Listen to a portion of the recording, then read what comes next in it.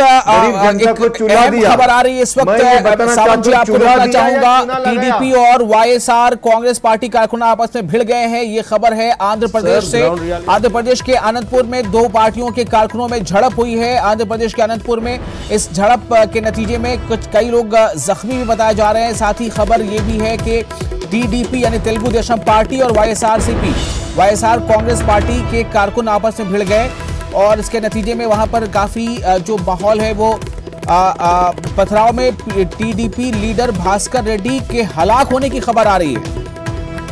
ये इतना संजीदा, इतना गंभीर ये मामला हो गया है कि एक लीडर के हलाक होने की खबर है। आंध्र प्रदेश के अनंतपुर में दो पार्टियों के कारकुनों में झड़प। ये दोनों पार्टियां टीडीपी यानी तेलुगु देशम पार्टी, जो चंद्रबाबू नायडू की पार्टी है, और दूसरी तरफ वाईएसआर कांग्रेस पार्टी के जो आपस में वर्कर्स है वो भिड़ जाते हैं। उनमें पथराव भी होता है, झड़प होती है जोरदार, और खबर जो है वो उसके मुताबिक एक हलाकत भी सामने आ रही है, ऐसी खबर है।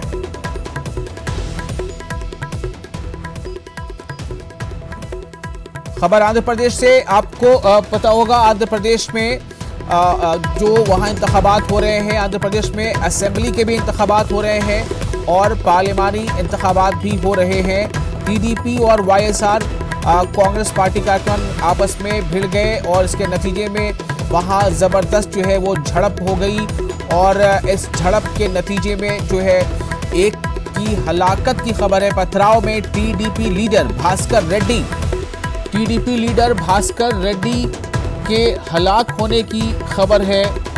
इससे आप अंदाज़ा कर सकते हैं कि कितना ज़्यादा ये मामला जो है गंभीर है और किस पैमाने पर वहाँ झड़प हुई होगी। टीडीपी लीडर भास्कर रेड्डी की मौत हो चुकी है, और ये मौत जो हुई है वो आपस में दोनों पार्टियों के वर्करों के भिड़ जाने के वजह कर हुई। तेलुगु देशम पार्टी, जो चंद्रबाबू नायडू की पार्टी है, उस पार्टी के कारकुन, और दूसरी तरफ वाईएसआरसीपी यानी जगन मोहन रेड्डी